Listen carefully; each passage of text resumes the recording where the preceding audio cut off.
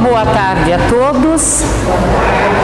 Bom, resumindo a questão do livro, por que sinais nós podemos reconhecer, né, que houve uma elevação na hierarquia espiritual do ser humano, né, do espírito. Bom, então vamos lá.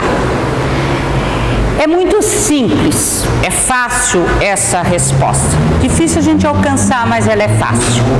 Por que sinais? Quando, no nosso caso, né, seres humanos, ainda humanos, conseguirmos que todas as nossas atitudes e comportamento, mas tem que ser todas, estejam 100% de acordo com as leis divinas. O espírito se eleva e chega aí a mundos felizes, né, ou celestiais, quando tanto do ponto de vista externo e interno, cumprindo as leis divinas. Chegaremos lá. Mas por enquanto, qual é o trabalho que todos nós estamos realizando? Vamos dizer então, primeiro nós temos que nos tornar um homem de bem, ou cristão, ou se nós quisermos, né, para o nosso lado espírita, tudo a mesma coisa. O que nós precisamos fazer para chegar nesse caminho de que um dia as nossas atitudes estejam de acordo com a lei divina? Porque aí, gente, todas as nossas atitudes, independente da situação que nós estivermos passando, qual mundo nós estivermos habitando, vão ser todas de acordo com as leis. Quer dizer, o espírito elevado, espíritos, né, superiores, espíritos felizes, são aqueles espíritos aonde eles conquistaram as virtudes. Quando você conquista virtudes, naturalmente você pratica o bem, porque as virtudes elas se incorporam em nós, nós não as perdemos mais. Então não tem aquela perdi paciência, perdi tolerância. Não, você não perde, porque virtude uma vez conquistada ela faz parte. Então aquilo se incorpora e fazer o bem é uma coisa natural. Nós estamos nesse caminho, vamos chegar lá. Então primeiro nós vamos ter que nos transformar nesse homem de bem. E aí você reconhece que é o nosso caso, que está mais próximo de nós, que é um verdadeiro homem de bem, que pratica, né, que está procurando praticar as leis divinas, o bom cristão, o bom espírita, pelo esforço que ele faz para dominar as suas más tendências. O que seria dominar essas más tendências?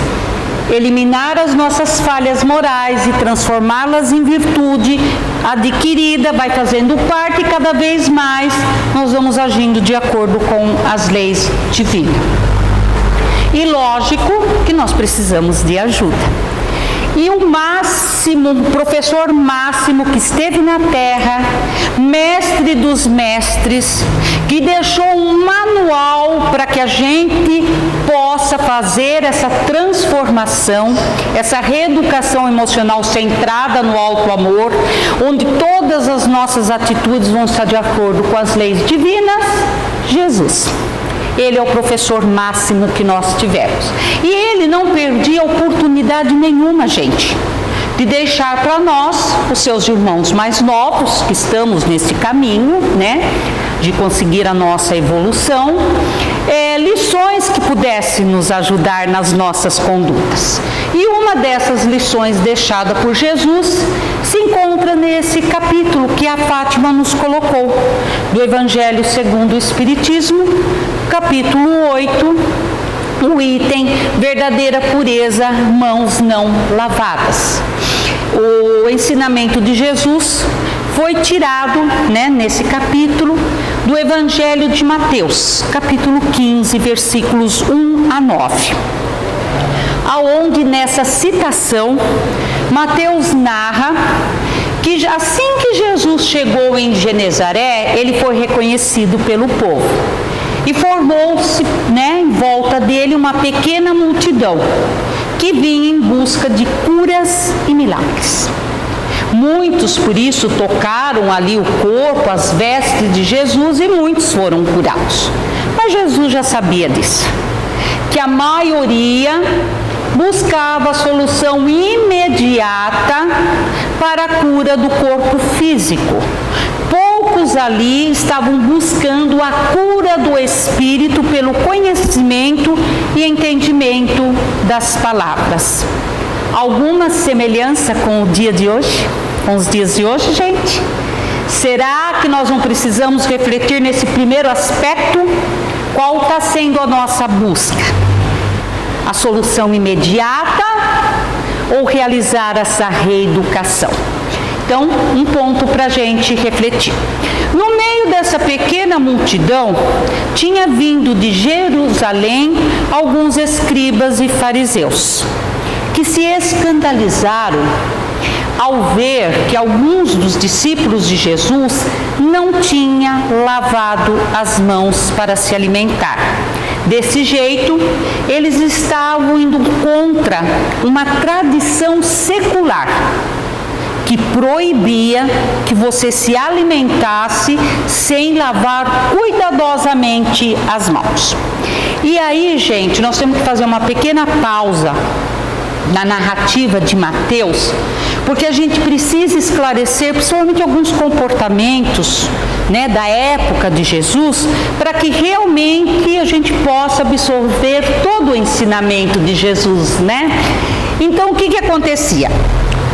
Os fariseus eram os guardiões das tradições. As tradições, como nós sabemos, é aquilo que é passado principalmente oralmente, né? Seriam, vamos dizer, as nossas leis não escritas. Os povos, sociedades, todos têm tradições, né? E as tradições, dependendo do lugar, gente, mesmo não estando ali dentro do código da Constituição, né? Elas são cumpridas com mais rigor do que se fosse uma lei oficial. E é o que acontecia no povo judeu. Então, os fariseus, eles eram responsáveis em fiscalizar entre os judeus, aqueles que cumpriam ou não, tanto as tradições como as leis de Moisés e as leis judaicas. Então, eles andavam pelas ruas, eles podiam entrar nas casas e fiscalizar. Se tivesse algo contra, né, tradições e leis, eles podiam aplicar punição até a prisão, se fosse necessário. Então, quando eles viram ali alguns discípulos indo contra essa tradição, eles viram a oportunidade de questionar aquele que se dizia enviado de Deus, indo contra uma tradição. E isso porque todos nós sabemos que os fariseus, os escribas, os doutores da lei, eles estavam perseguindo Jesus. E essa passagem é quando o cerco se está fechando em volta de Jesus, que ele ganha uma popularidade muito grande após a ressurreição de Lázaro. Então eles estavam fazendo de tudo para tentar, através, quando Jesus estivesse em público, né, questionar o mestre, para ver se ele entrava em contradição com alguma lei, com alguma tradição, e dessa forma poder ali puni-lo, principalmente com a prisão e a morte, que nós sabemos que eles conseguiram por outros meios, né, gente, através da traição. Pois bem, então eles viram a oportunidade ali. Então, de forma irônica, eles perguntam a Jesus: Rabino, por que seus discípulos não andam conforme as tradições e violaram a tradição de lavar as mãos antes das refeições? Jesus sabia qual era a intenção daqueles homens, porque essa tradição de lavar as mãos, ela foi também reforçada dentro de uma das leis de Moisés, porque era necessário, gente. Havia necessidade de começar a disciplinar aquele povo, porque, gente, viver 35, no máximo 40 anos naquela época já era considerado uma pessoa que higiene, não tinha saúde, não tinha saneamento. Então era necessário. Mas para os judeus, eles não viam nessa tradição a importância da higienização, não, gente. Era mais no sentido mesmo ritual, de pureza do espírito. Para o judeu, para que você possa receber o alimento que eles consideram uma dádiva de Deus, e eles estão certos, é uma dádiva de Deus aos seus filhos, o alimento, você tem que estar apto. Você tem que estar com seu espírito limpo. E para isso, você tem que estar quite com as obrigações com Deus. E aí eles ritualizavam, simbolizavam tudo isso com o ato de lavar as mãos. Então Jesus sabia disso. É por isso que Jesus responde: hipócritas, bem profetizou Isaías, que este povo me honraria com os lábios e não com o coração. Em vão ensinam doutrinas de origem dos próprios homens. Me adoram só com os lábios. Negligenciam os mandamentos divinos. Estão mais preocupados em guardar os ensinamentos dos homens. Quem são vocês para questionar o cumprimento de uma tradição ou não, se vocês sequer cumprem aquilo que Deus pede a vocês, como o cuidar de seus pais? Quantos de vocês dizem assim: se eu fizer um sacrifício direto a Deus, eu fico livre de precisar ajudar e manter meus pais. Se eu pegar esse valor que eu gastaria com eles e fizer a oferenda direto a Deus, eu estou isento dessas obrigações. Quer dizer, para cumprir uma tradição do dízimo, vocês negligenciam um dos mandamentos divinos, o honrar pai e mãe. Segunda semelhança conosco. Tem alguma semelhança? Será que é um ponto para a gente refletir? Estamos cumprindo o honrar pai e mãe? Estamos tendo piedade filial para com os nossos pais? Então vejam, o que Jesus então, na realidade, queria nos ensinar com essa simbologia? Primeira coisa, gente, em momento algum, Jesus transgrediu, desrespeitou uma lei, humana ou divina, jamais. Então ele não negligenciou a necessidade da higiene, não é isso. Jesus aproveitou para nos chamar a atenção. Se as nossas atitudes, se a nossa aparência externa não estão escondendo os verdadeiros sentimentos do nosso coração, alguma semelhança conosco? Terceira, hein? Não temos que refletir também? A minha aparência exterior, atitudes e comportamentos estão coerentes com os sentimentos que eu tenho dentro do coração? Ou eu estou vendendo uma falsa imagem para o mundo exterior? Temos que refletir sobre isso. Perceberam quantas semelhanças? É por isso que dizem que o Evangelho não evolui. Quem evolui somos nós na compreensão, porque os mesmos ensinamentos colocado por esse mestre dos mestres, que usou uma simbologia que ultrapassou o tempo e está presente para nós. Por que Jesus fez isso? Por que o Evangelho de Jesus é tão atual?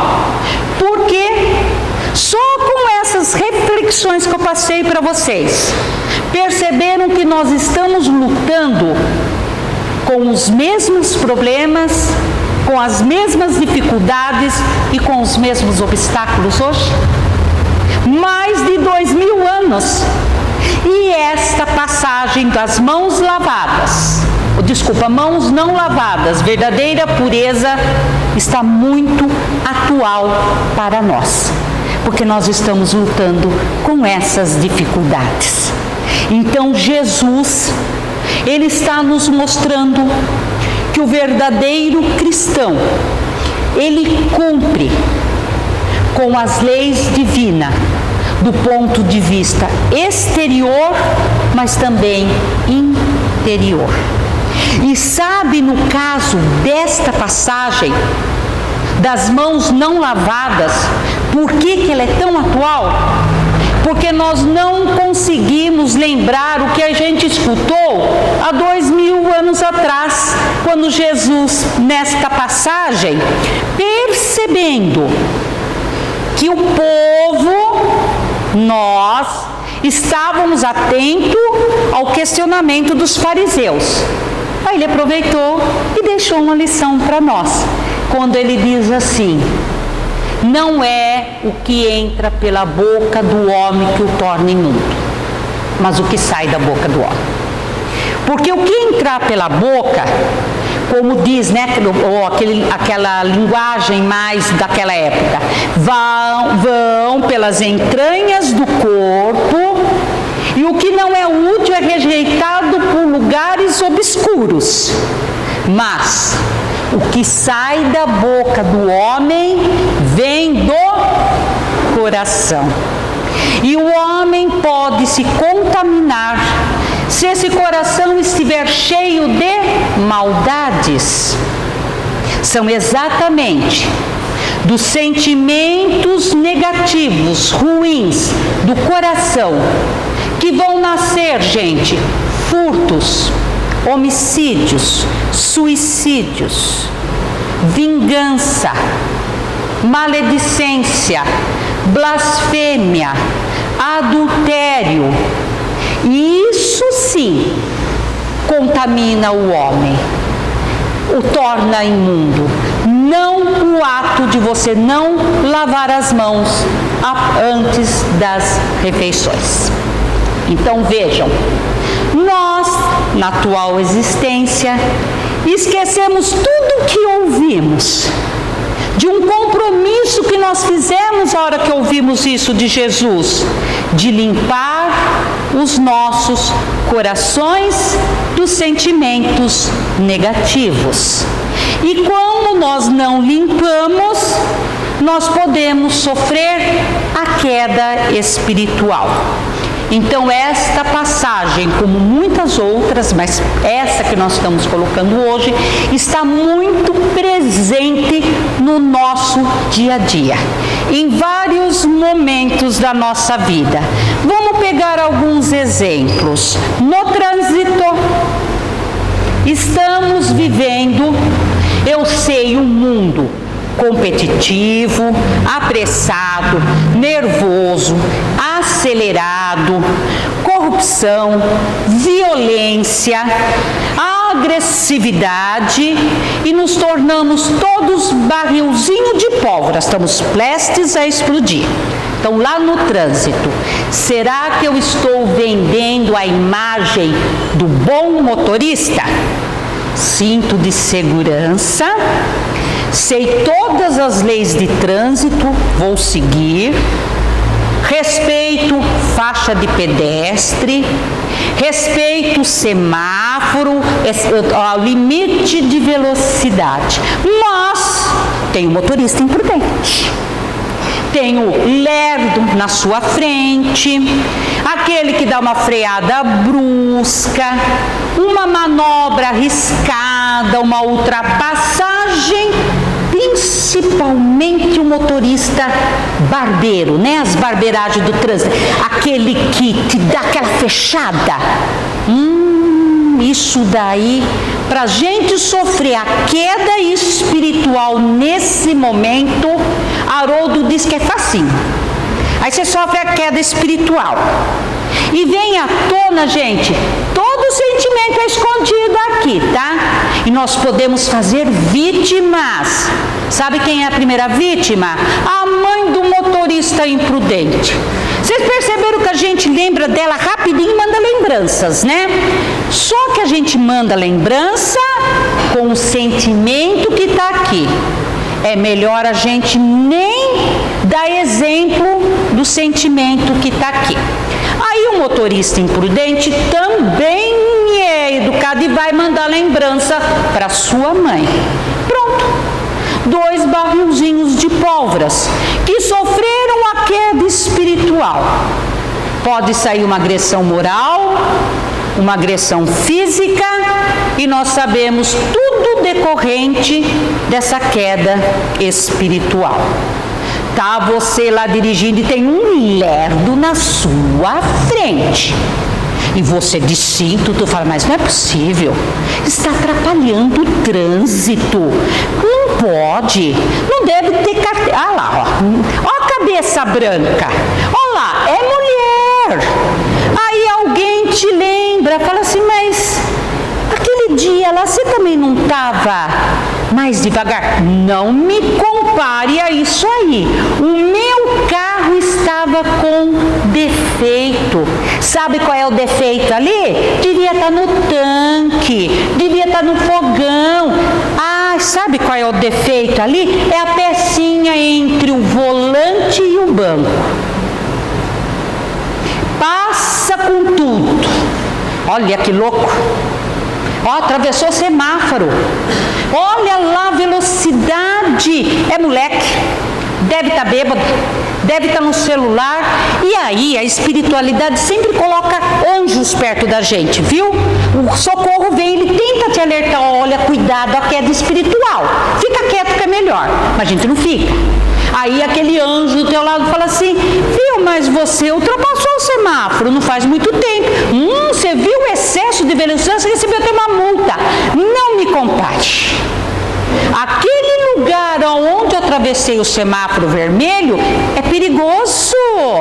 Não pode ficar parado ali não. Eu olhei, viu? Eu me certifiquei. E o dia que eu excedi, que eu recebi a multa, estava atrasado para uma consulta médica. Você sabe se o outro também não estava com medo de ficar ali no semáforo? Você não sabe se ele estava com uma pessoa doente dentro do carro? Eu sei que uma transgressão não se justifica com outra, mas ele pode estar com uma situação pior que a sua. Mas, vendendo a imagem do bom motorista, eu posso, ele não. Será que nós não estamos vendendo a imagem do profissional 100%, perfeito, que qualquer empresa gostaria de ter? E aí, sendo perfeito, eu vejo com facilidade os deslizes do meu companheiro de trabalho, os erros que ele comete, que absurdo. Olha lá, vou ter que refazer todo o trabalho dele. Sabe por quê? Não veste a camisa da empresa. É folgado. Só quer receber o salário, fica enrolando para ir embora. Passa-se algum tempo e você comete o mesmo erro, ou até mais grave. Qual é a diferença? O erro não é o mesmo, mas tem uma diferença. A diferença é que incomoda no outro, mas eu justifico em mim. Olha, eu visto a camisa da empresa. Você sabe por que eu cometi aquele equívoco? Porque essa empresa suga o meu sangue. Eu estou cansado, eu estou estressado. Quanto tempo? Ah, esses atestados, mais do que no meu direito. Quanto eu já fiz por essa empresa? Então, eu posso justificar e no outro incomoda. Será que nós não estamos vendendo a imagem do honesto? Liliana, como que você fala isso? corrupção.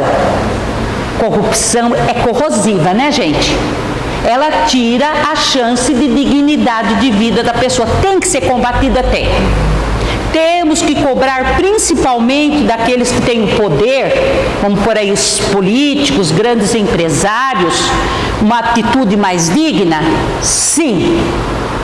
Mas, outro ponto para a gente pensar.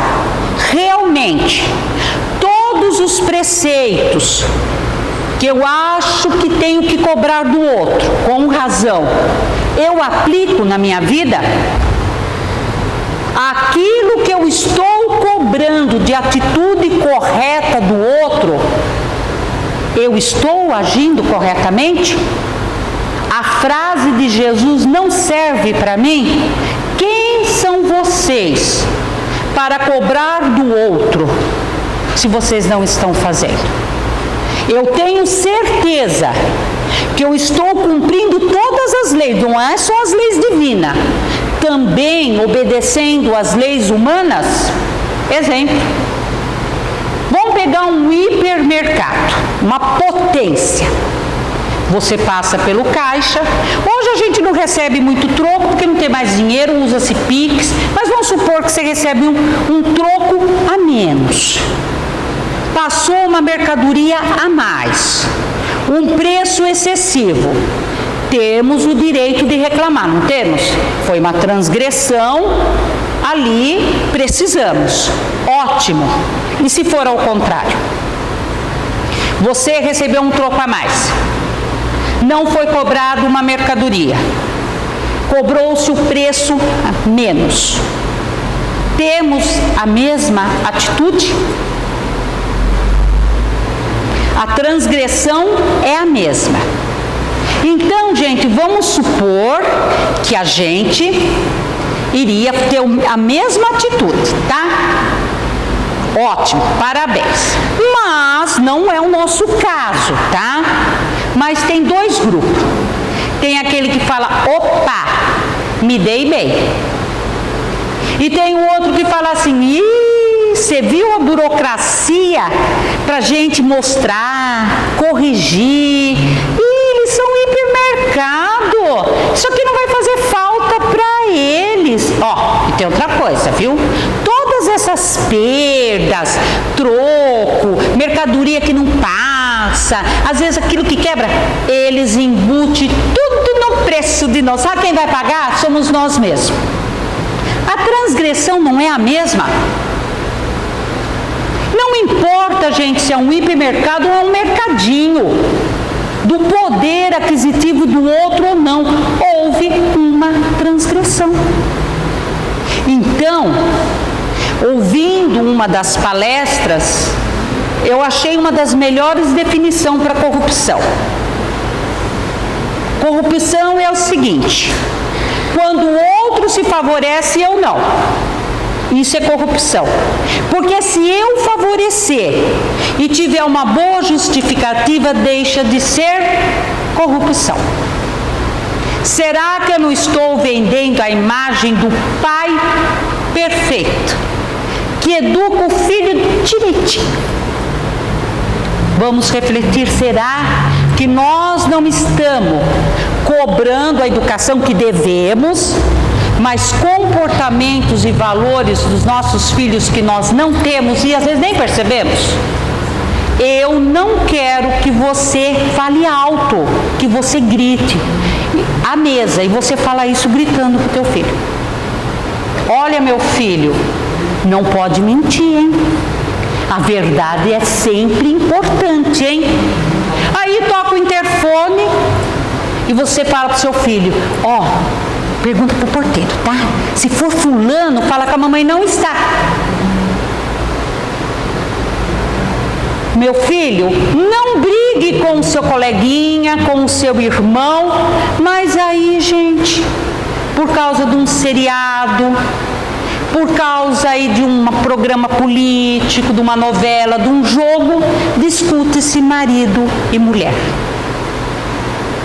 Então, gente, nós temos que prestar atenção. Tá? Será que eu não estou, então, vendendo a imagem de uma pessoa que respeita? olha, eu respeito sim meu pai, minha mãe. Eu não admito que você falte com respeito, principalmente com minha mãe. Mas você mandou elogio para a mãe do motorista imprudente. Você xingou a mãe do juiz de futebol. Ah, mas mãe de juiz tem duas, diz que tem duas mães, né? Uma que ele leva para o campo e outra que está em casa. É a mesma mãe. Saiu da boca, gente.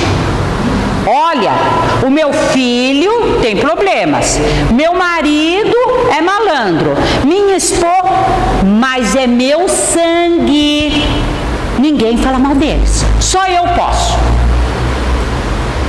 Então, gente, o que Jesus está chamando a atenção para nós? Limpa o coração.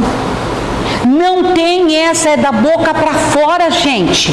Quantas vezes a gente magoa, a gente deixa a pessoa ferida, e depois você fala, mas por que você está assim? Foi da boca para fora, foi sem querer. Como da boca para fora? Como sem querer? Como Cássio coloca nas aulas dele, da onde que a mente que manda para o corpo executar, tira o sentimento, Lu. Você que está sempre lá na aula junto com a gente. Não é daqui?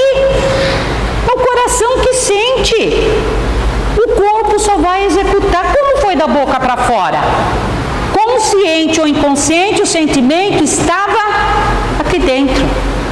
Então, o que sai da boca vem do coração. E o que é do coração, gente, é verdadeiro. Precisamos começar esse trabalho de limpar os nossos corações. É fácil? Como a Lu falou, não é fácil. Nós temos altos e baixos. Nós ainda vamos sofrer muitas quedas espirituais. Como eu disse, nós temos as falhas que nós estamos procurando dominar para chegar a ser um homem de bem, para depois escalar aí altos voos, né, gente? Então, é comum. Nós vamos sofrer quedas espirituais, tá? Nós vamos ainda mandar lembrança para a mãe do motorista. Nós vamos fazer uma coisa, vamos falar uma coisa, fazer outra. É comum. Mas o que nós temos que começar? Tudo isso nós não precisamos sentir culpa. Nós não podemos acomodar. Aconteceu a queda espiritual? Reflete depois. Porque aí, gente, você começa a mandar outros tipos de informações para o cérebro e para o coração. Como o Cássio coloca, uma vez que ele deu uma aula dessa para nós, a limpeza do coração, é como fazer uma faxina mesmo. Aí nós mulheres sabemos o que é um guarda-roupa que nunca cabe o que nós queremos, né? Diz que quando se casa é 50% cada um, vai diminuindo o homem, né? Chega um ponto que ela tem que pegar outro guarda-roupa, porque aquele lá ela já ocupou tudo. E é assim, somos assim, tá? Porque tudo lá um dia nós vamos usar. Isso aqui eu vou perder peso, isso aqui vai voltar na moda, e aí a sacolinha da assistência social aqui para a Shirley, para a Fátima, ah não, isso aqui eu ainda vou usar. Mas vai que a gente compre umas coisas novas e não cabe mais, já usou a parte do marido, já usou outro guarda-roupa, o que você vai ter que fazer? Tem que tirar alguma coisa. Você vai tirar o que é bom? Aí forma uma sacolinha para trazer na assistência, né? A gente vai tirar o que não tem utilidade e vai pondo coisa nova. Assim é o nosso cérebro. Poxa vida, por que não aconteceu nada? Por que eu não deixei o motorista ir embora? Eu não ia ganhar nada com isso. Sofri a queda, acabei falando o que não queria, gritei à mesa, discuti. Compreenderam? O que você está mandando para o seu cérebro para passar aqui para o coração? Novos valores. A hora que acontecer, vai abrir a porta e nós vamos pegar o que é novo. É esse trabalho que nós temos que começar a fazer. O problema não é cometer, gente, o equívoco, o erro, mas é você se acomodar. Comecemos esse trabalho. Comecemos a fazer essa limpeza. E aos poucos você vai falar assim, puxa vida, eu só pensei, mas não peguei ele pelo pescoço. Eu pensei em mandar lembrança, mas não mandei. Até que o dia que você não vai mais nem pensar. Esse é o trabalho, gente. Esse é o ensinamento de Jesus para a gente limpar os nossos corações. Uma boa tarde a todos.